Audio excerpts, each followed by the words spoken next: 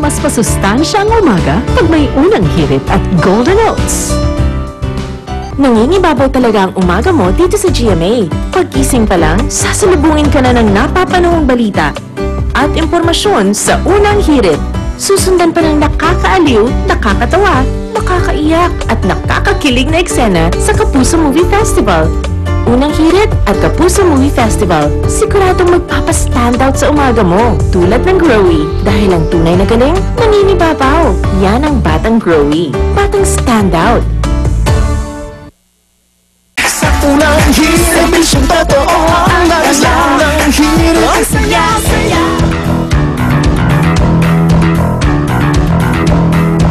Ex-komunikado o yung pagkakatiwalag po sa simbahan, kahit yan, handang harapin ni Pangulong Noynoy Aquino para maisulong lang yung kanyang bersyon ng Responsible Parenthood Bill.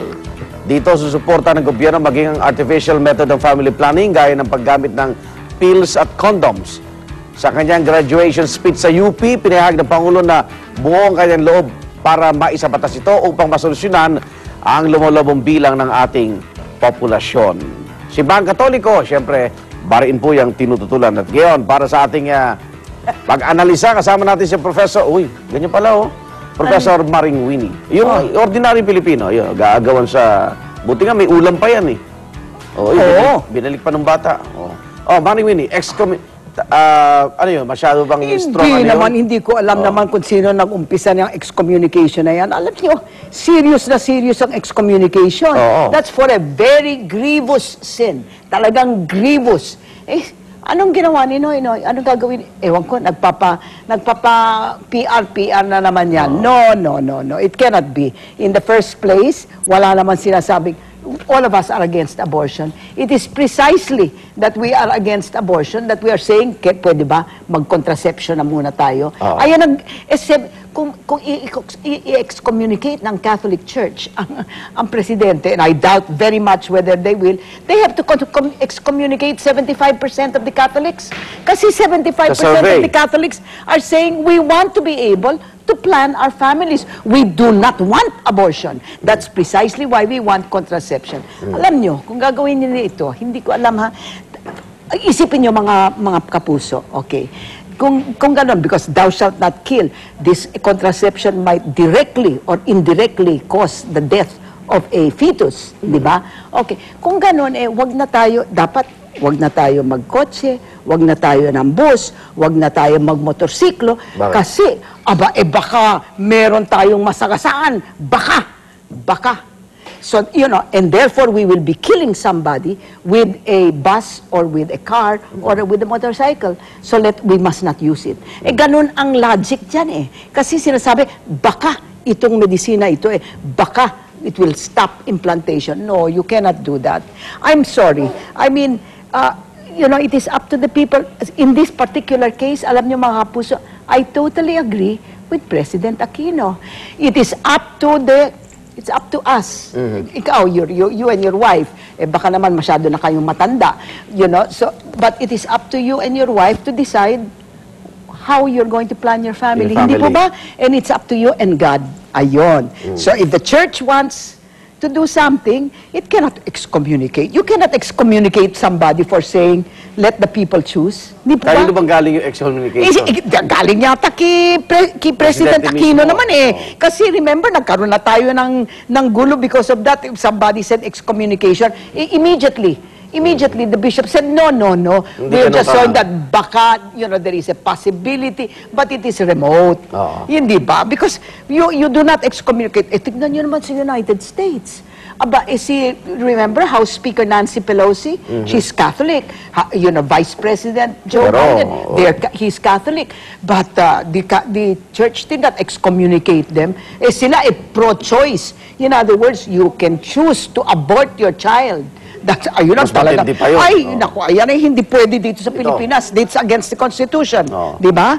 Okay. So kaya well-defined lang ano yung mga gagamitin? Ano ba? Hindi, ang problema kasi, there are elements in the Catholic Church who say that everything, baka naman yung simbahan, is abortifacient. Saka ang palasyo, may miscommunication.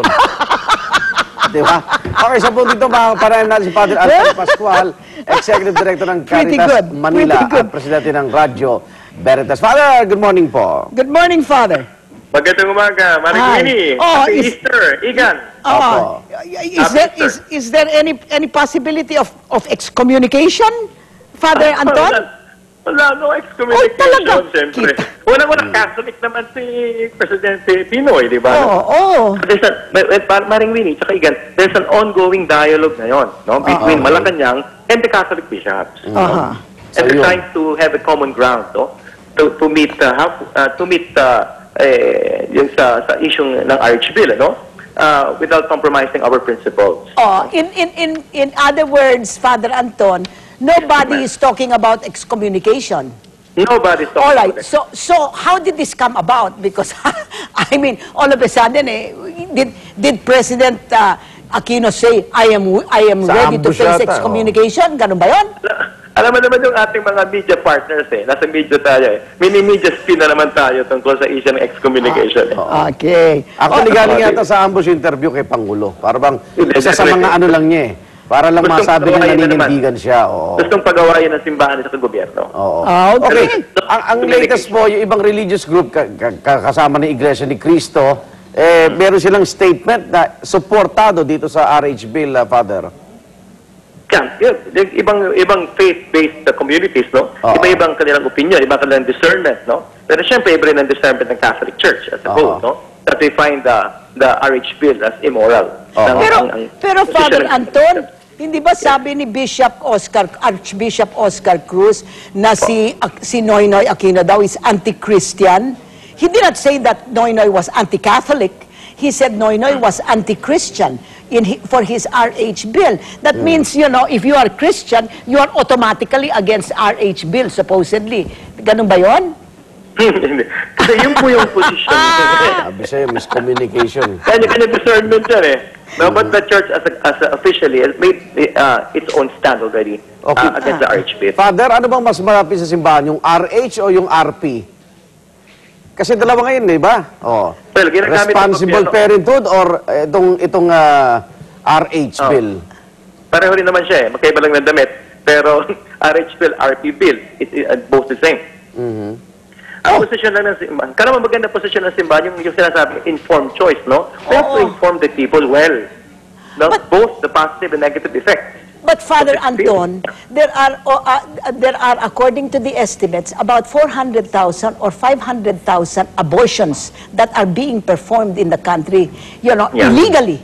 And the reason they say is because the family does not know how to practice contraception because it has been the government policy, presumably the church policy, not to have any contraception. So how do you reconcile na pinapabayaan yung mag-abortion yung mga tao, wag lang sila mag-contraception? Paano yun? Ang issue naman ng abortion is connected din sa values ng tao Now, how we value life absolutely from womb to tomb, no? Ang good problem is the values No, Kaya but- we have to educate our people. But are you telling me, Father Anton, that these women who undergo abortion want to do it? That it is something that they have that they take very lightly? My God, I don't think you know how mothers react or how mothers think when they undergo abortion. It must be because they are so desperate. So how do you do that? Diyan natin kailangan ng support ng community. No? Kasi kaya naguguluhan nga siya, mabigat ang problema. Wala pa sa panahon, no? Na aksidente. Kaya diyan kailangan ang family, diyan kailangan ang church, diyan kailangan ng mga kaibigan na magmamalasakit, no? Sabi nga ni Mother Teresa, the answer to abortion is adoption, no? We can adopt. Ang daming gustong mag-adopt ng mga bata. Wala namang problema dun So Father Anton, you are saying that the church is prepared to adopt any child in the Philippines who is conceived without the desire of the parents. Aba, sabihin niyo po 'yon.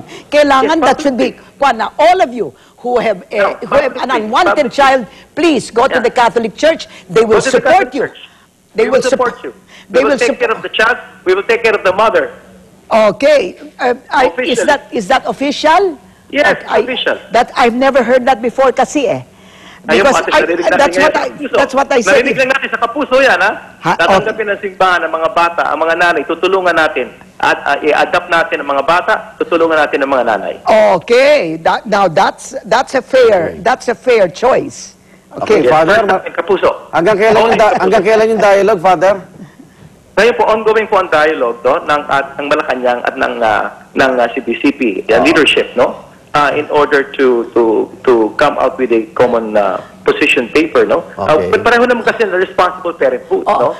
Everybody wants responsible parenthood, no? Kailan nagkakatalo lang dun sa means? Kasi ang simbahan is only for natural. Sa bagay, One last question, Father Anton. Yes, You're ma'am. talking about 400,000 to 500,000 abortions a year. Yes. What are the mechanisms of the church to be able to take care of 400,000 to 500,000 newborn babies? Are you going to put up this very huge orphanages Ampunan. or adoption centers or whatever? How much money are you setting aside for this, Father?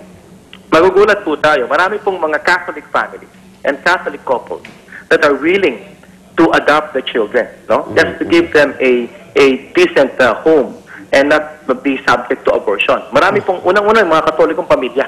Pag-uunahan po yan. That's Okay. great. What a great idea. Sa bagay, Father, pagdating naman ng opening ng session, no, ng Congress, unahin nila abortion ni Merceditas Gutierrez, yung Yeah. paglaglag sa ombudsman kaysa itong RH bill. Yan. Okay, maraming salamat. Thank you. God bless. Happy God Easter. bless. Pare Anton Pascual. Kasi kailangan ng Senate version yan. Di ba? Hindi na puro House. Unahin muna nila abortion kaya ano. Thank you. Si Padre Anton Pascual ng Caritas Manila. Okay. Maring Winnie, maraming salamat. Maraming salamat.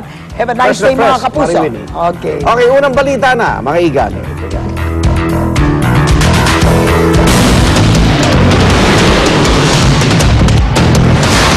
Ang mga unang balita sa umagang ito. Dagdag singil sa toll sa Skyway, ipinatupad na simula kaninang hating gabi. Presyo ng diesel, ini-roll back, pero gasolina tumaas na naman. Mga